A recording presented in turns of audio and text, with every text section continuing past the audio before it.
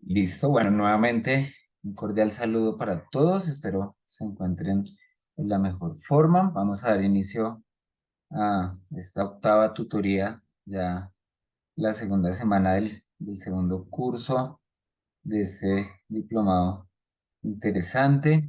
El ideal para hoy es poder abordar las temáticas en torno al aprendizaje de las operaciones con los números naturales, poder observar algunas herramientas fundamentales al momento de llevar, transmitir el aprendizaje en los estudiantes, poder identificar los errores más comunes, ¿cierto? Que se pueden presentar en el momento de resolver una operación, en el momento de abordar una problemática de situaciones cotidianas. Entonces, la idea es poder aprovechar el tiempo de la mejor forma. Quisiera saber si antes de dar inicio, tal vez tienen alguna pregunta, tal vez tienen alguna duda que podamos abordar en este primer momento.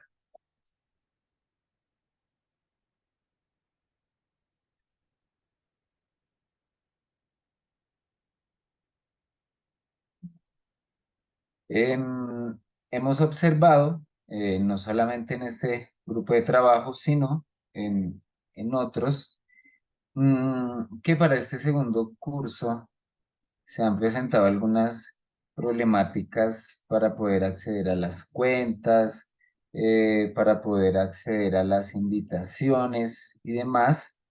Se ha analizado la situación debido a que pues, se ha presentado en varios estudiantes que aún manifiestan, entre otras cosas, pues el no poder ingresar a las actividades ya pues estando casi al final de la segunda semana.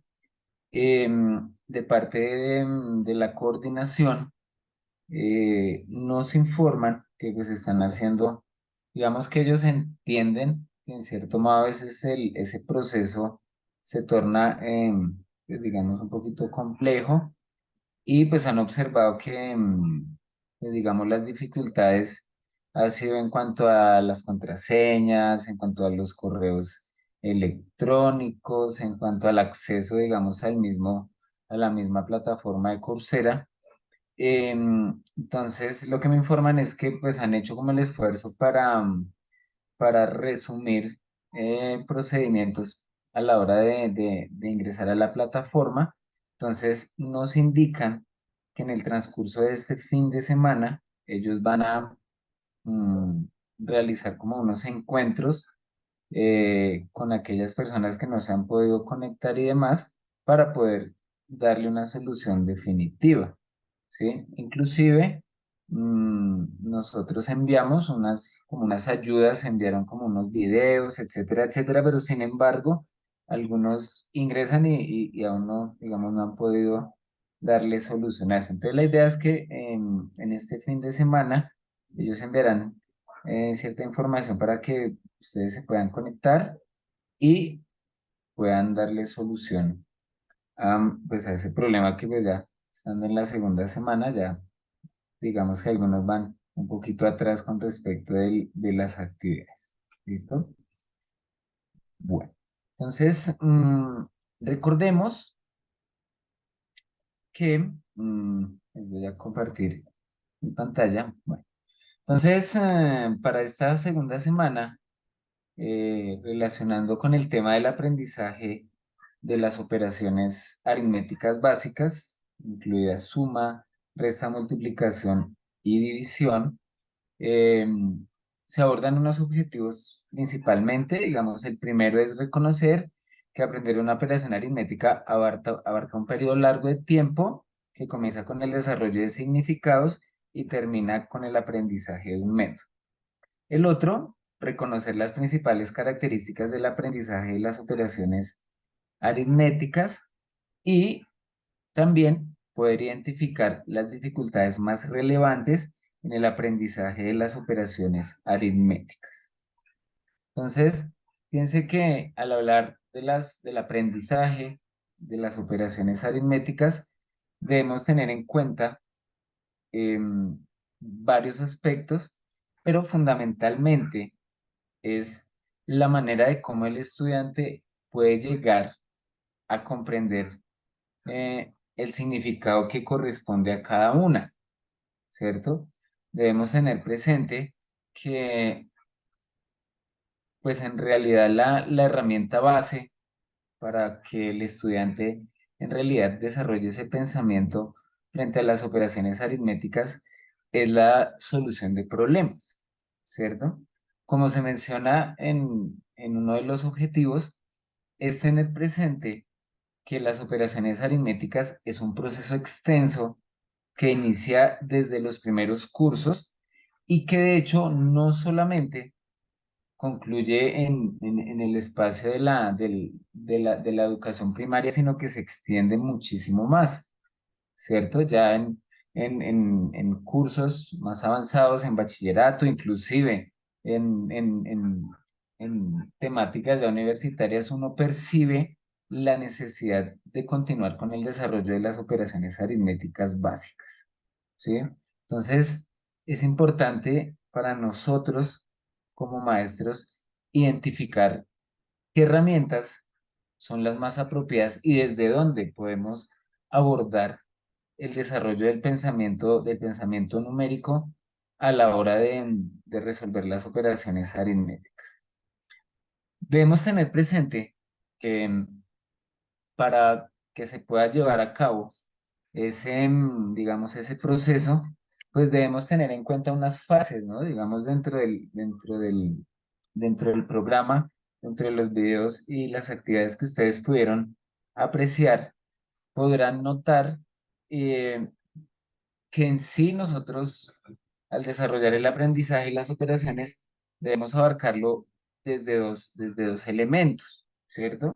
Uno de ellos, pues la parte conceptual, y el otro a través de la parte procedimental. Entonces les voy a compartir por acá. Oh, permítanme un segundito. Bueno,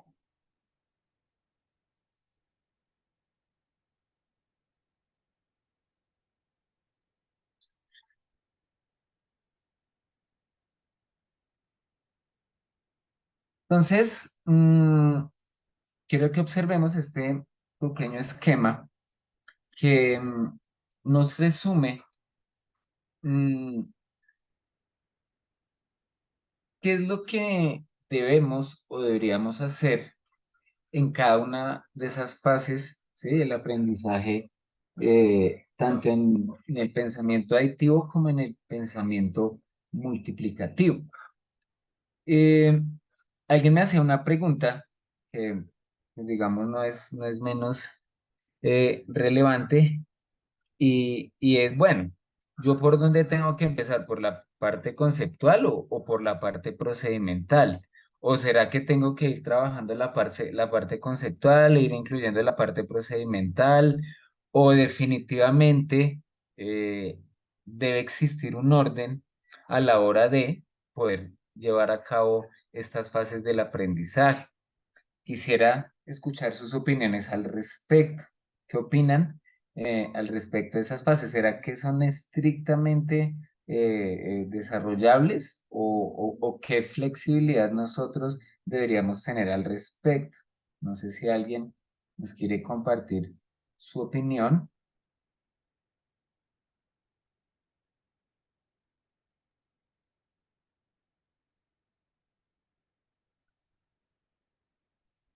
Entonces,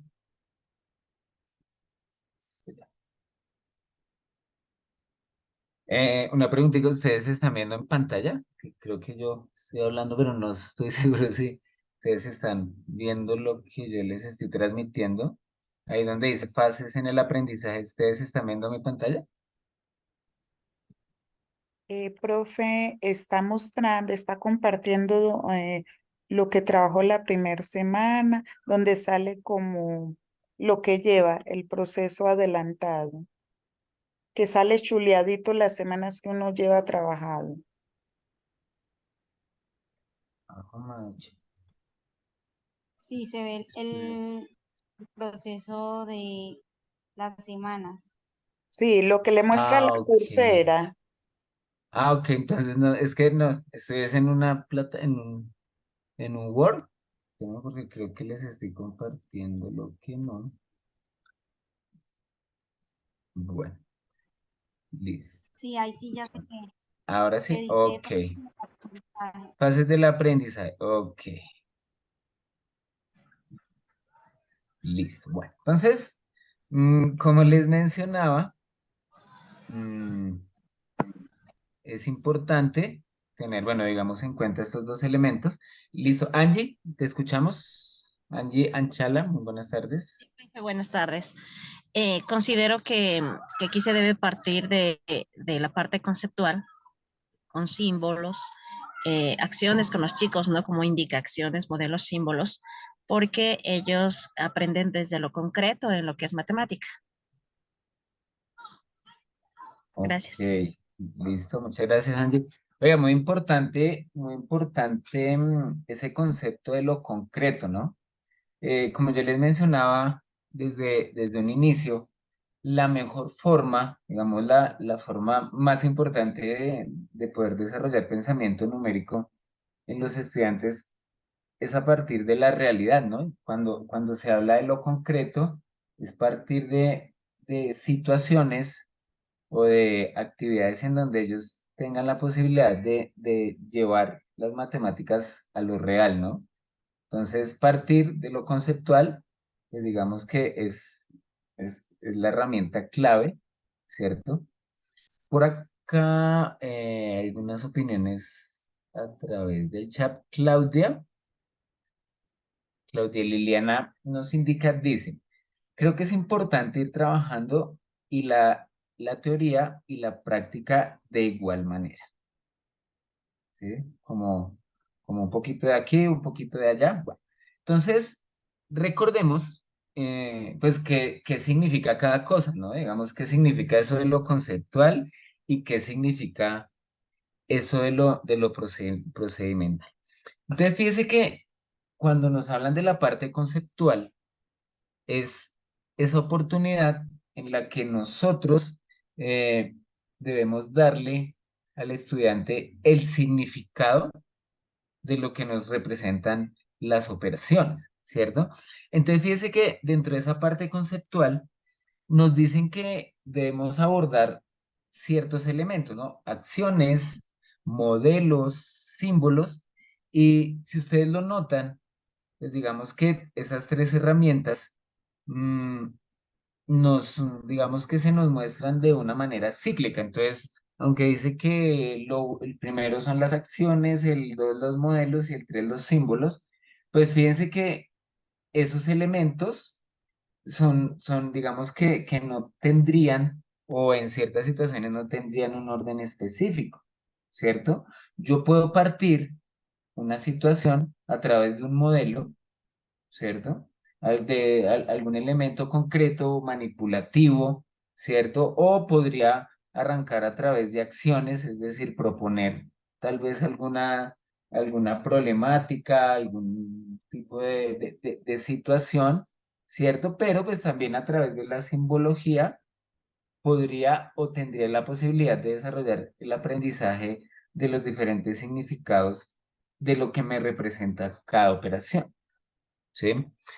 Aunque en ese espacio cíclico, digamos que no aparece muy, digamos, muy definido, eh, yo considero que la parte del lenguaje cumple un papel fundamental, ¿sí? En el momento en el que al estudiante se le proponen diversas situaciones, el uso del lenguaje, el uso de algunas palabras clave a la hora de transmitir las situaciones cuando sea una suma, cuando sea una resta, ¿cierto? Cuando sea una multiplicación, cuando sea una división, es también parte fundamental que permite que el estudiante interiorice la diferencia, digamos, que puede existir entre la una y la otra, ¿cierto? No sé si de pronto ustedes tuvieron la posibilidad de ver el mapa conceptual propuesto en la primera parte, y es que, digamos, nos muestran algunos elementos por ejemplo, para la adición y sustracción, que hacen parte fundamental de estos elementos conceptuales y están determinados por el uso del lenguaje, ¿cierto? Es decir, si el estudiante aprende a identificar como ciertas palabras, ciertas oraciones que van encaminadas a una cierta operación, pues ya digamos que eso es lo que va también desarrollando el significado de las operaciones. Entonces, quiero que hagamos un ejercicio pequeñito y cada uno ahí en el chat me escriba eh, una o dos palabritas, ¿cierto? Que den la idea de lo que es la adición y de lo que es la sustracción. O bueno, digamos una de cada uno. Entonces se dice, bueno, esta palabra me da la idea de lo que es una suma. O si esta palabra aparece en un problema, yo sé o puedo tener la idea de que eso es una suma. ¿Listo? Entonces cada uno piénselo y escribe ahí. Entonces para suma, tal palabra nos puede guiar. Para la resta, tal palabra nos puede guiar. ¿Listo? Entonces coloquémoslo ahí en el chat y ahorita pues vamos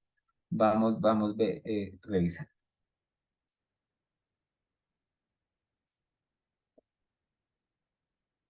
¿Listo?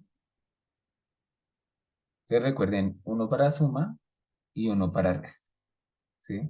Digamos el que usted dice, bueno, no, con esta palabra definitivamente un estudiante verifica, ¿cierto? Que se puede ser a través de una suma o una resta.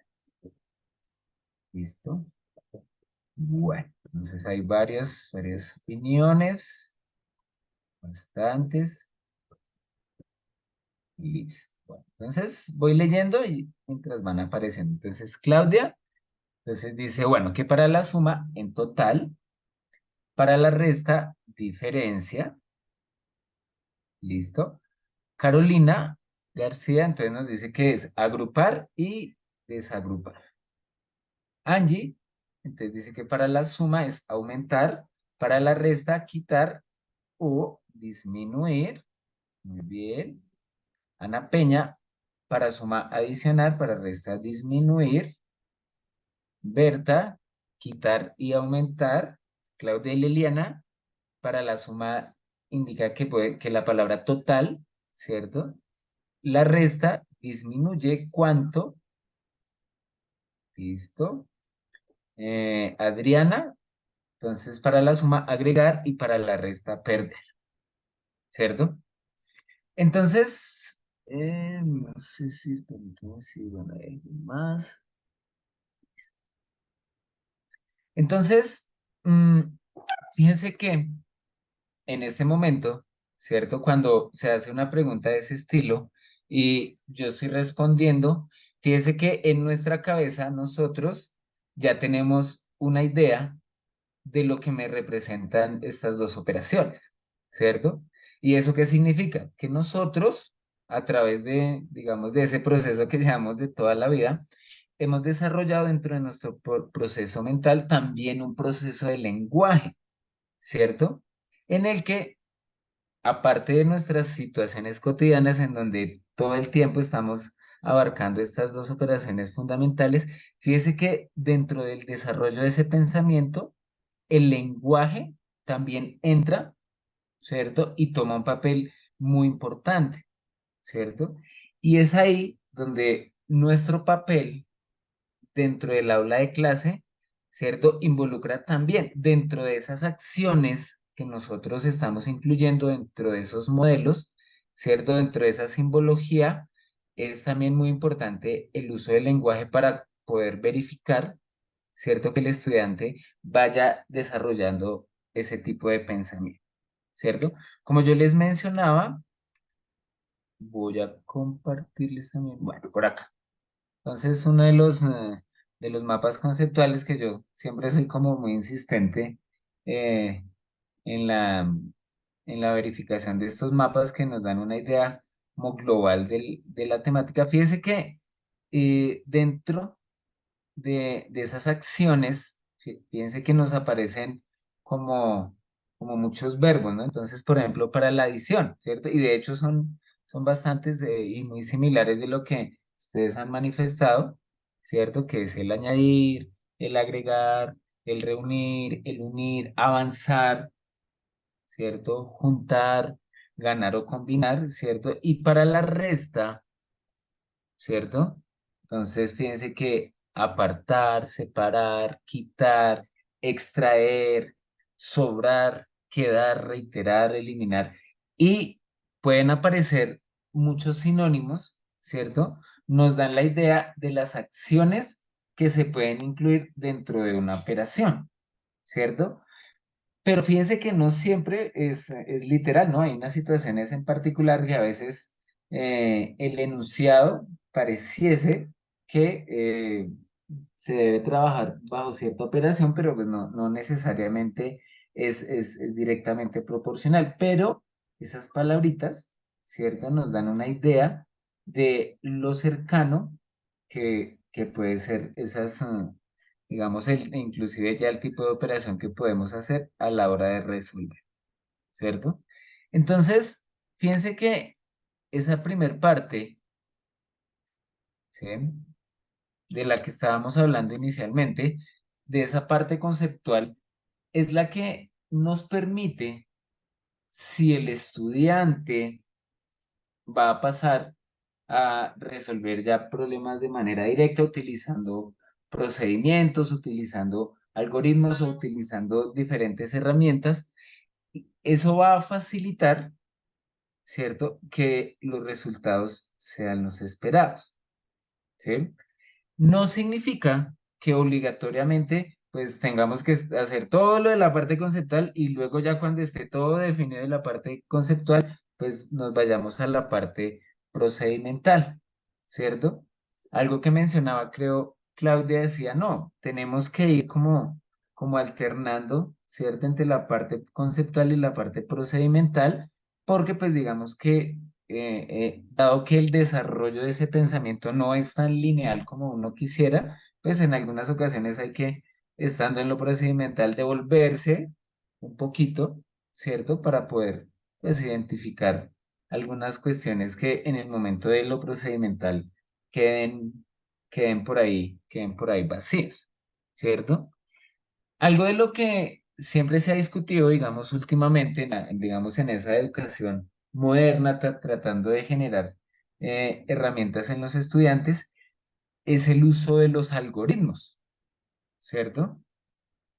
Entonces, fíjese que esa palabrita de los algoritmos, recordemos que un algoritmo es un conjunto de pasos o un conjunto de herramientas que se utilizan para dar solución a una situación, ¿cierto?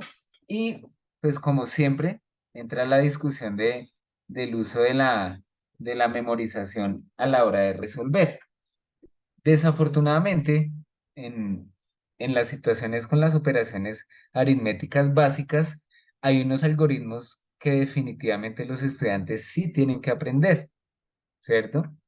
Hablando, por ejemplo, de los algoritmos de la suma, hay algo que es indiscutible y es la necesidad de que el estudiante, a la hora de resolver una operación de manera vertical, ¿sí? Es decir, colocar el numerito, el sumando arriba, ¿cierto? El sumando abajo, los valores, eh, debe existir ese procedimiento y el estudiante debe tener claridad sobre la manera en que se deben organizar los números para poder realizar el procedimiento, ¿cierto?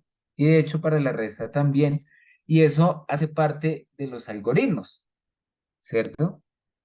Cuando nos hablan, por ejemplo, en la multiplicación de digamos, de esa tediosa tabla de multiplicar, de esas tablas en las que todavía, pues, digamos, nosotros a la hora de desarrollar el pensamiento multiplicativo vemos que para los estudiantes es un poco engorroso en un porcentaje no tan bajo del aprendizaje de esta herramienta, pues en algunas ocasiones tener claridad o que el estudiante tenga esa tablita, esa herramienta en su cabeza, pues facilita poder desarrollar ese pensamiento o inclusive pues desarrollar las situaciones que se nos están presentando, ¿cierto? No sé si ustedes hasta aquí tienen alguna pregunta, no sé si tienen algún comentario, algún aporte adicional.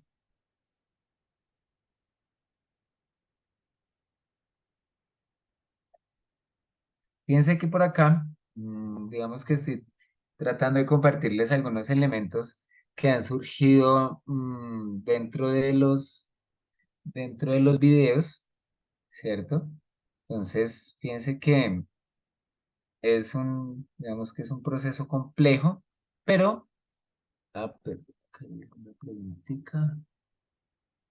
Bueno, Claudia Elena nos hace la pregunta del millón. Y ¿es recomendable que los niños se aprendan las tablas? ¿Ustedes qué opinan? Cuando, digamos, uno está desarrollando el pensamiento multiplicativo y uno está desarrollando, digamos, ciertas habilidades en los estudiantes y uno inicia el proceso del pensamiento multiplicativo, pues digamos, cuando las cantidades son, digamos, relativamente cortas, entonces aparecen unas herramientas como eh, la suma reiterada, que de hecho pues, debemos tener también claridad que el pensamiento multiplicativo tiene como referente o como un conocimiento previo la estructura aditiva, ¿sí? Y a veces uno juega con la necesidad de decir, no, pues seguramente a través de ciertas situaciones o si el niño pues tiene sus tablitas ahí a la mano, pues no va a tener ninguna dificultad, ¿cierto? Porque pues va a poder llegar a resolver. Sin embargo, que el estudiante en su cabeza tenga esa herramienta, ¿cierto? Ya interiorizada, que sea algo muy mecánico, así como, pues, digamos, la gran mayoría lo tenemos, pues lo que le genera al estudiante es una facilidad para él, ¿cierto? Una facilidad en la que en el momento de resolver una situación, la dificultad de él no es poder desarrollar los procedimientos, sino que ya teniendo en su cabeza los procedimientos y esas tablas, que es una herramienta, pues va a disponer, ¿sí?, su pensamiento y su mentalidad para poder resolver la situación, ¿cierto? Como indico, si el estudiante o si digamos en la forma como usted maneja el desarrollo multiplicativo entre el aula, se dice, no, pues digamos que para mí el hecho de que él se aprenda no las tablas es irrelevante, entonces él puede tener sus tablitas ahí a la mano, pues si él tiene la posibilidad de con sus tablitas desarrollar las situaciones o resolver la situación bajo el modelo que ustedes propongan, pues digamos que en términos generales va a estar bien, ¿cierto? Yo no sé si bueno, el año pasado eh, una una doctora en matemáticas que ganó el premio Nobel y no sé qué. Entonces ella lo primero que afirmaba es que pues ella ya con toda esa experiencia, pero ella no se sabía las tablas de multiplicar, ¿cierto? Entonces cualquiera diría, no, pero pues una señora con tanto estudio y no se sabe las tablas de multiplicar, pues sí es como extraño, ¿cierto? Pero el argumento que ella daba, ella decía, no, pues en realidad desarrollar el pensamiento matemático va un poco más allá, ¿sí? Va a la necesidad de poder entender la realidad del mundo bajo un enfoque, ¿no? Bajo el enfoque matemático. Entonces, lo que afirmaba era, no, digamos que eso es una herramienta que en muchos años fue como el lastre para muchos dentro del aula, que si no se sabía la tabla, entonces no pasaba, etcétera, etcétera, pero sí sigue siendo de las herramientas que si el estudiante afianza, pues puede ser una herramienta adicional. ¿Listo? Adriana, te escuchamos. Buenas tardes. Buenas tardes, profe. Bueno, Sí, señor. para complementar lo que estás diciendo, la verdad, digamos que en primaria no habría ninguna dificultad en que los niños tuvieran como una ayuda, unas tablas de multiplicar para realizar sus ejercicios, para resolver problemas, pero digamos, yo también he dictado clase en bachillerato y ya se convierte en una herramienta muy importante al momento de avanzar en los temas, con todo lo que son los números enteros y ese trabajo con, o sea, con lo que, todo lo que se realiza en la matemática de bachillerato. Sí, me parece que deberían los niños o los chicos saber las tablas de multiplicar de memoria, ya sabiendo de dónde vienen, ¿no? Que son sumas reiteradas. O sea, sí siento que es muy importante saberlo, hasta siendo tú grande también, hasta para ir a hacer mercado, para lo que sea, las tablas considero que son herramientas, o sea, no veo que sea problemático además hacer que la mente haga ese proceso y ese trabajo no me parece que sea perder el tiempo ni que sobre. Sí, sí. Fíjense que allá hay dos participantes, ya les voy a dar la palabra.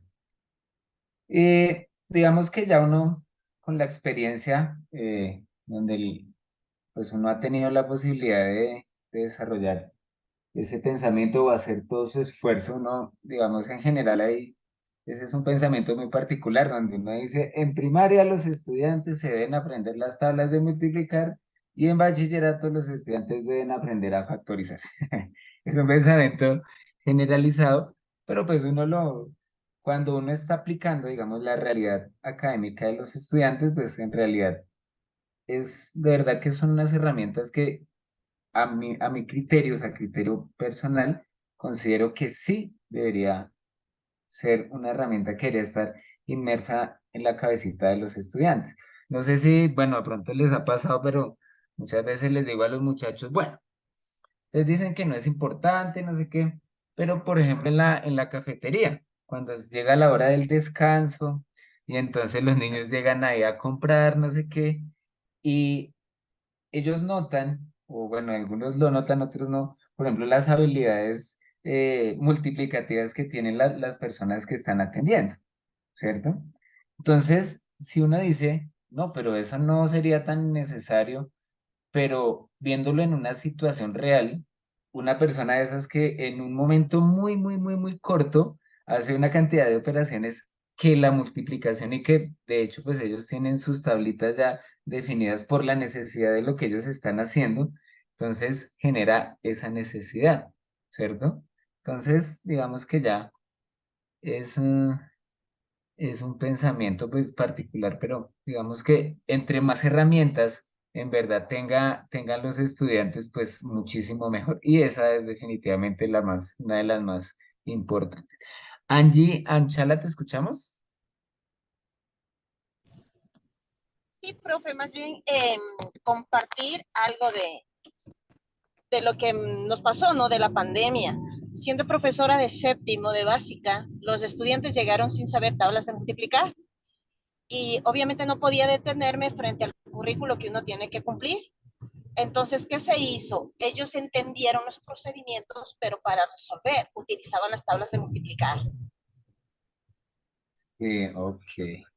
Y entonces, fíjense Y que, qué pena, sí, sí. algo adicional que quisiera más bien ponerlo como a discusión es qué tan factible se ve que de pronto los niños pequeños de segundo de básica, cuando empiezan a sumar, se pueda dar la tabla del 2 como una suma reiterativa para abreviarla.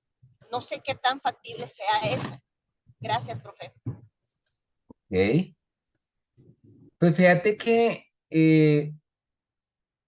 digamos que el desarrollo del pensamiento multiplicativo se da, digamos, desde los cursos inferiores, ¿no? Digamos que directamente, inclusive desde los primeros cursitos, inclusive desde jardín, ¿cierto?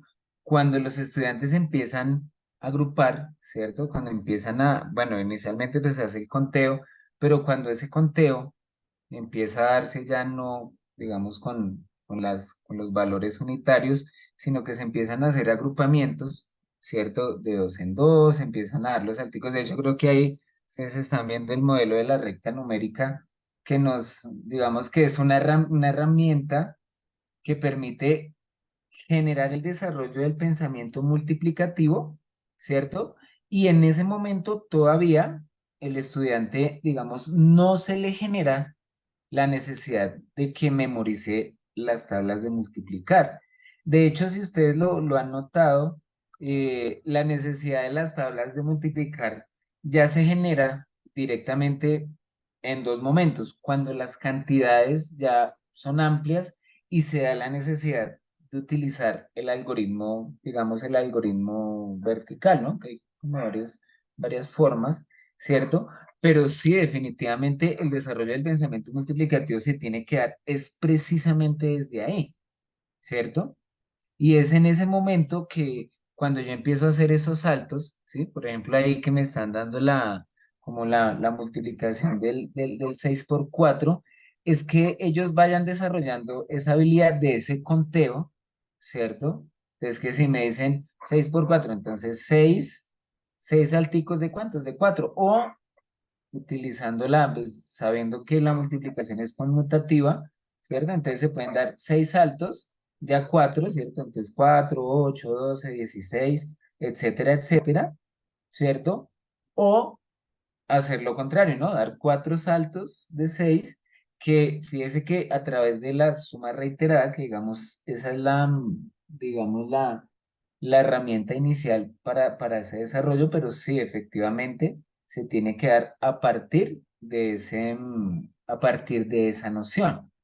Entonces, fíjese que abordar esos elementos, fíjese que nos lleva a la primer parte y fíjese que estamos utilizando ciertos modelos, ciertas acciones, ¿cierto? Que hacen que el estudiante esa parte conceptual la vaya, ¿sí? La vaya desarrollando, ¿sí?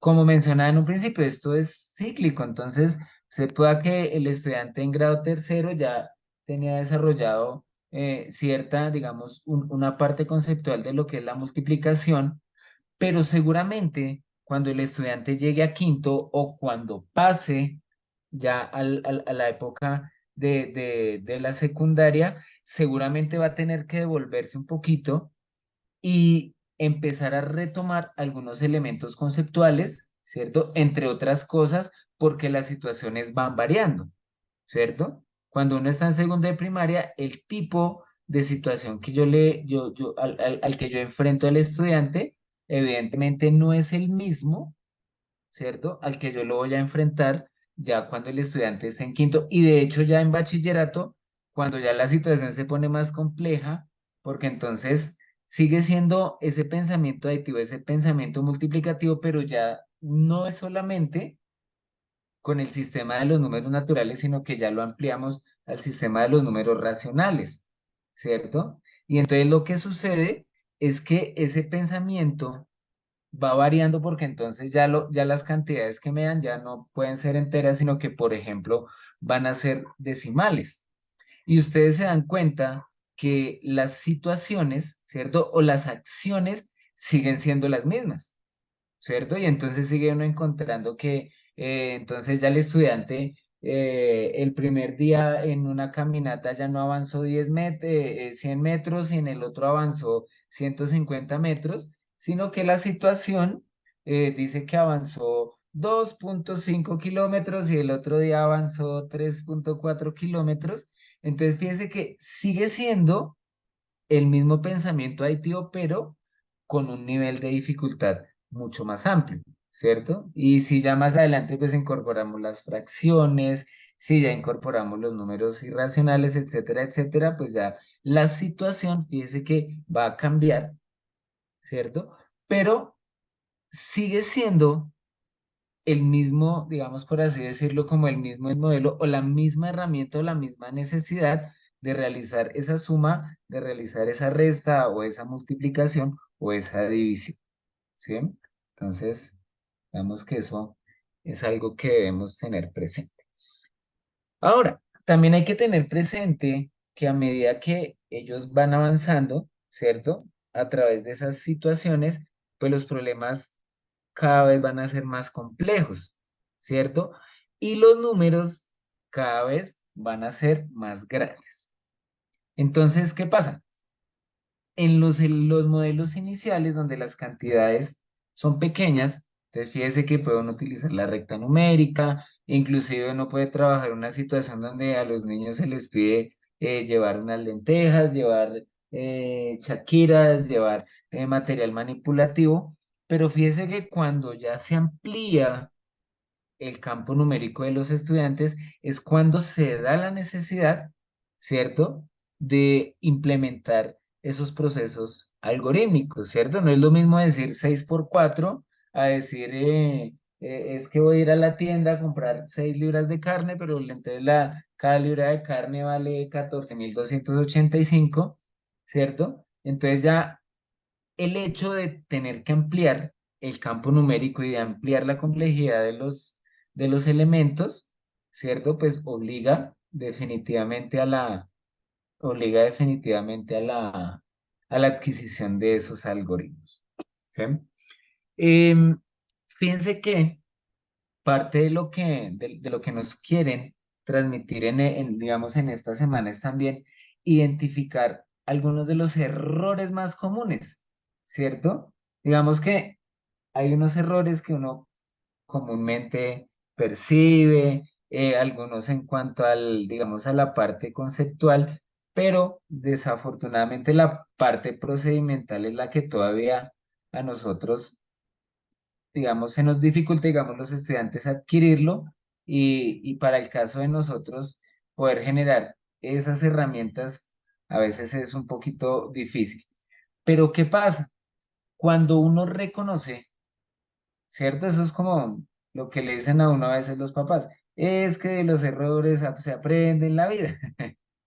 Y van a mirar y pues efectivamente, ¿cierto? En la parte numérica sucede lo mismo. Cuando uno empieza a dificultar, a evidenciar los errores en los estudiantes y cuando uno define que hay unos errores muy particulares, ¿cierto? Es donde nosotros como docentes tenemos que entrar a actuar. Decir, no, es que siempre, de verdad, ya llevo años y años y siempre cometen el mismo error, ¿cierto? Entonces uno dice, bueno, entonces, ¿qué podemos hacer para poder remediar esa dificultad que los estudiantes están teniendo, ¿cierto? A ellos les estoy compartiendo algunos, ¿sí? Algunos poquitos por ahí, uno o dos, que son los más comunes, ¿cierto? Fíjense que ahí em, uno de ellos es lo del valor posicional, ¿cierto?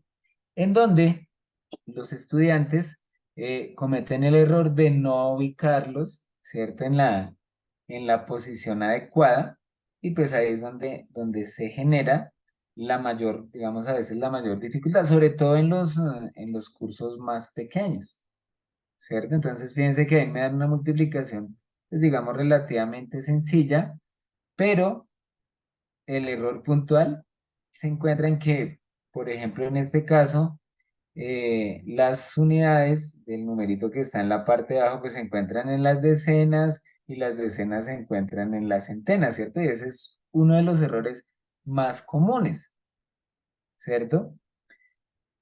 ¿Alguien me puede decir otro error que ustedes comúnmente puedan identificar en suma y resta, ¿no? Veremos si nos alcanzaría el tiempito para mirar de la estructura multiplicativa, pero ¿qué error? Angie, levantaste la mano, te escuchamos. Sí, profe, cuando empiezan con las sumas y restas de reagrupación, Sí, no, sobre todo las sumas total. de reagrupación, resulta que les da, digamos, el 17, entonces escriben el 7 y llevan uno. Ellos Sí, se confunden, no saben cuál escribir, si el uno o el 7. Esos son los errores que cometen. el más común, uno de los más comunes, sí, perfecto, muchas gracias. Sobre todo, Profe, sí, Claudia Elena, también. Sí, ¿escuchamos? también cuando los niños empiezan a sumar y restar, que comiencen la suma por la izquierda con las decenas o con las centenas y la resta que la resten al de arriba, al de abajo le quitan el de arriba, al Al de revés. abajo le quitan el de Sí. arriba, sí, muy bien. O una más común de la resta, ¿no? Y esa, bueno, esa sí, no sé si. Ah, aquí está, ay, sí me vi. No lo tenía tan planeado, pero salió bien. Entonces, y esta es una de las más típicas, ¿no? Sí, señor. Si ustedes observan, entonces me dicen acá, bueno, 7 menos 6, yo sé que me da 1, y aquí me dicen que 4 menos 7 igual me da 3, ¿cierto? Entonces, ese es uno en la resta, ¿cierto? Es como de los más comunes, ¿no? O a veces cuando dicen no se puede hacer y no lo hacen, ese digamos es un poquito más complejo. Pero bueno, esos son los errores. Por ejemplo, en este error de la resta, la pregunta es, bueno, ¿y nosotros qué tendríamos que hacer para que el estudiante no vuelva a cometer ese error? ¿O en dónde consideran ustedes que radica el error?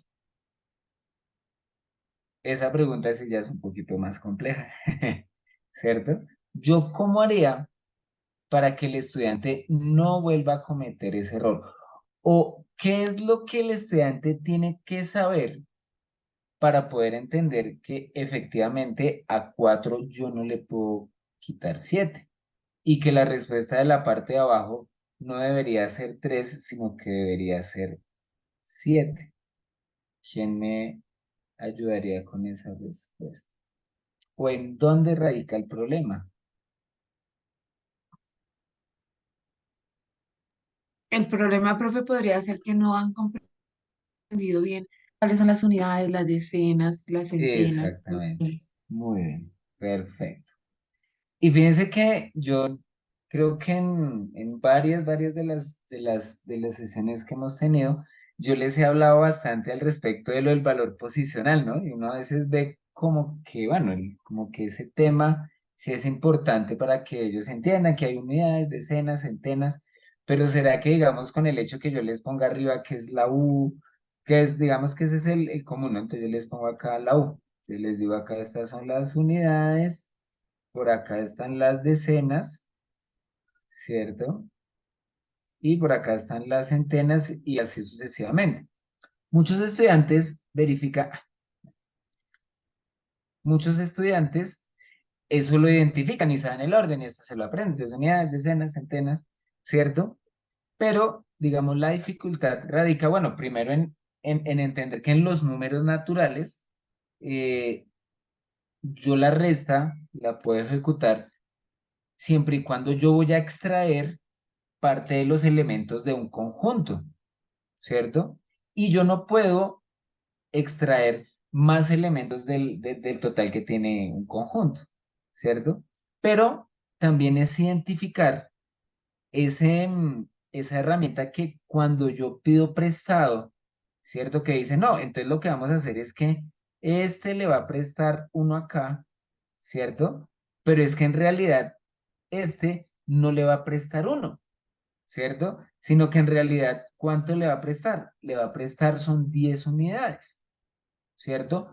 Entendiendo que cada valor posicional se va formando con 10 unidades del anterior. Entonces, para muchos es difícil, digamos, interpretar porque dice, bueno, entonces le pido prestado uno, entonces este se me convierte en dos, pero en realidad sí, si estas decenas, ¿cierto? Le van a pedir prestado, ¿cierto? Acá las centenas en realidad lo que le está prestando son 10 veces, ¿cierto? 10 veces de la cantidad anterior, ¿sí?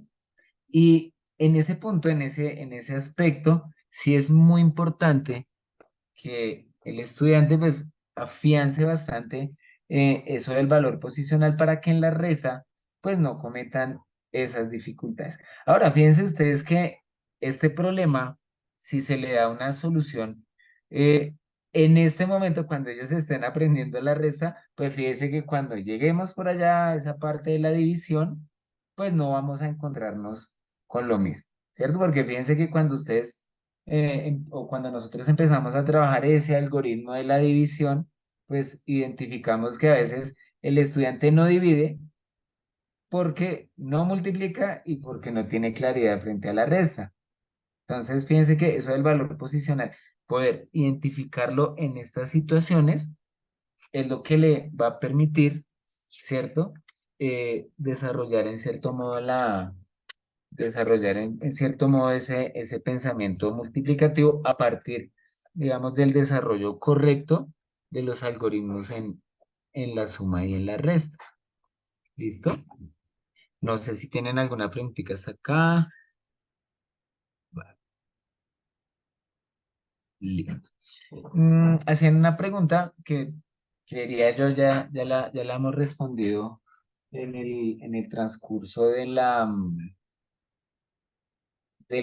sesión. Y es esta, dice, ¿cuál debe ser la herramienta inicial para la comprensión de la multiplicación? ¿Y qué conocimientos previos debe poseer el estudiante? ¿Sí? Creo que en cierto modo, de lo que hemos hablado en, anteriormente, pues fíjense que la herramienta inicial debería ser un desarrollo adecuado del pensamiento adictivo y un desarrollo de ese pensamiento adictivo donde se incluya un buen manejo del conteo, ¿sí? Digamos, las técnicas de conteo también son importantes. O sea, el hecho de que un estudiante a temprana edad tenga la posibilidad de hacer el conteo, digamos, de uno en uno, ¿cierto? Contar hasta 10, contar hasta... Pero que avance en ese conteo de llevar ese conteo de 2 en 2, de 3 en 3, de 4 en 4, pues fíjese que es ese conocimiento previo que le va a permitir al estudiante, ¿cierto? Eh, introducirse al pensamiento multiplicativo. Y fíjese que no solamente a través de la suma reiterada, ¿cierto? Porque fíjese que si hablamos de la división, entonces podríamos hablar también de la resta reiterada, ¿cierto? Que el estudiante le dan una cantidad, le dice, tengo que repartirlo entre tantas personas, ¿cierto? Entonces, ese conteo, ¿cierto? Que dice, bueno, ya contó bien 2, 4, 6 y contó hasta 20, hasta 30. Bueno, ahora, ¿cuál es su habilidad para hacer ese conteo, pero a través de una resta reiterada, ¿cierto? Entonces, fíjese que esa, a mi modo de ver, debería ser como, esa es como el inicio, ¿cierto? De ese desarrollo de la multiplicación y de hecho, pues también de la división. ¿Listo? Entonces, no recuerdo bien quién me hacía la pregunta, pero fíjense que esas preguntas también nos ayudan dentro de este proceso. ¿Listo? No sé si tienen tal vez alguna preguntita. Ay, pero no, acá vamos a verificar acá en el chat. Creo que... ok, no. A ver, y dice que todo está muy claro. Ah, bueno, muchas gracias. Listo. Bueno, al final, pues también nos hablan de algunos errores en cuanto a los algoritmos de la multiplicación y la división. Vamos a ver si aquí podemos ver algunos. Aquí ya siempre está como finalizando. Ok, sí, digamos acá nos mostraban también pues algunos errores comunes em, en en cuanto a la multiplicación, ¿cierto? Digamos, cuando ya uno empieza a hablar de la parte algorítmica, desafortunadamente entonces nos volvemos a lo mismo, ¿no? Esa necesidad de que el estudiante afiance ciertas herramientas como las tablitas de multiplicar que permitan que el estudiante pues no cometa a veces esos errores. Entonces, fíjese que tanto la suma, la resta como en la parte de la multiplicación, esa cuestión de llevar genera en el estudiante una dificultad bastante amplia, ¿no? En el momento en que a veces de pronto hace la multiplicación bien, pero confunde en que no tiene claridad Pero sobre si venga, lo que... pásame un papelito o algo que yo pueda escribir acá una cosita. Ay, qué pena, por ahí hay un chat, un audio abierto. Acá o acá. Vamos. Ahí, ¿listo? Bueno, ya vamos a terminar. Listo. Entonces, Fíjense que este tipo de errores se enmarcan también a veces por la imposibilidad del estudiante o por esos errores con los que el estudiante viene de atrás, ¿cierto? A veces en el momento de realizar la suma, en el momento de aplicar, digamos, el ordenamiento claro en las operaciones es lo que realmente se le dificulta. Es importante tener claridad y en eso sí hay que tener un poquito de pulso y es qué tipo de problemas yo le propongo al estudiante dependiendo el grado en el que él se encuentra, ¿cierto? Entonces seguramente de lo que ustedes pudieron observar, eh, digamos que existen, digamos, diferentes tipos de situaciones, entonces no sé si recuerdan, digamos, para la estructura adictiva, entonces nos proponen como ciertos tipos de problema de acuerdo a la estructura, entonces nos hablaban de problemas de cambio, problemas de combinación, problemas de comparación, igualación, bueno, dependiendo la situación, pero es muy importante saber qué tanta complejidad yo le puedo llevar al estudiante, ¿sí? ¿Y por qué hago referencia a eso? A veces, de pronto, y seguramente uno le pasa, que trata uno de equilibrar, pero a veces generarle al estudiante o llevarle al estudiante un problema demasiado complejo puede generar dos cosas. Primero, pues que el estudiante no lo pueda resolver porque seguramente con las herramientas que él tiene se le va a dificultar.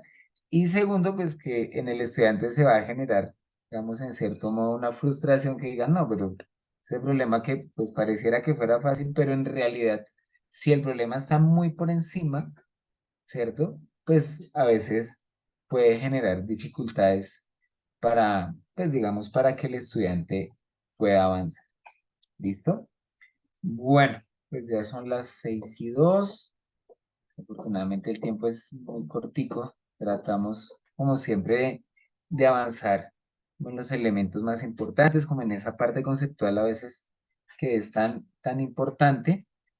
Y pues, como siempre, los invito a que revisen con detalle esos mapas conceptuales que pues, a veces desarrollan unas herramientas y digamos, le dan una visión global de la intención que tiene cada una de las unidades que estamos trabajando. ¿Listo? No sé si tienen tal vez alguna pregunta hasta acá, alguna duda, si todo está claro. Em, si por alguna casualidad, pues de pronto, sí, ¿escucho? Es una duda pequeña, es que en las actividades están planeadas semana a semana para que uno Sí, las señor. cumpla a cabalidad en el transcurso de la semana. Sí, sí, Pero señor. las fechas de vencimiento de las actividades están muy apresuradas, no sé, están como muy precipitadas con respecto a las actividades.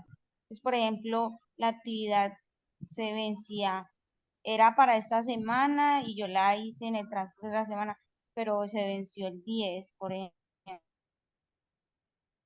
El y hoy 10, o estamos sea, la de la a actividad 14. de, Pues, o no, sea, pues yo digamos sé el que la fecha cuestionario, no afecta, pero que eso, sí, no, no, no, pero sí sería el primer importante curso estaba porque, organizado de manera y este sí, sí no, no, no, o pero sea, sí tendría, en el, o sea, en tú el me primer dices que, por ejemplo, la fecha límite para la presentación del cuestionario del aprendizaje de las operaciones con números naturales, tú me dices que tenía fecha límite del 10. final, por ejemplo, Ah, ok. No, bueno, habría que verificar porque pues normalmente, aló. digamos, como la tutoría O está, sea, digamos, está hoy es como 14, normalmente se da fecha hasta el domingo, pero bueno, habría que verificar porque si no se dio fue hasta el sí, lunes, pongo yo. están Oh. las fechas sí, Como si vencidas estuvieran en corridas el una anterior. semana, Por ¿cierto? ejemplo, Pareciera. sí, Ok, sí, sí, ya, sí, señor. sí, comprendo. Igual Entonces, vamos por ejemplo, a verificar. Sí, el primer curso estuvo en todo eso, cuando empecé el segundo curso, eh, era Ok, sí, sí, sí, te comprendo. Listo, igual en vamos las a otras verificar. 5 semanas, De pronto igual fue que se... copia. Ok, listo. Sí, vamos a mirar a ver qué va a suceder. Que si normalmente tengo entendido que dada la tutoría se da el espacio hasta el domingo y ya a partir del lunes se inicia con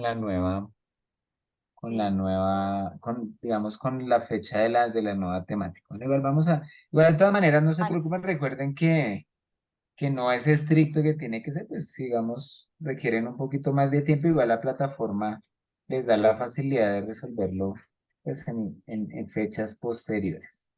¿Listo? Bueno, Bueno, ya muchas para gracias. terminar, ¿listo? Sí, señor, todo, no, Bueno, solo era esa duda. listo. Bueno, nuevamente recordarles que, dadas las dificultades de algunas personas que aún no han podido ingresar a la plataforma para el segundo curso, que pues digamos ya estamos como culminando ya la segunda semana. Entonces, en el transcurso de este fin de semana se van a dar como unos espacios para que, si usted, digamos, persiste con esa dificultad, pueda ingresar, pueda recibir su invitación y pueda empezar a trabajar el curso sin ningún problema. ¿Listo? Entonces recuerden que esta sesión queda grabada por si ustedes no alcanzaron, los que no están conectados no alcanzaron a ingresar el día de hoy para que revisen, verifiquen, ¿listo? Y puedan recibir el aporte que se dio el día de hoy, ¿listo? No sé si hay alguna otra preguntita, si no es más, vamos finalizando la sesión del día de hoy. Muchísimas gracias, nos veremos dentro de 8 días, ya el 21 de septiembre a las 5 de la tarde. ¿Listo? Entonces, muchísimas gracias y que tengan un resto de día muy, muy agradable.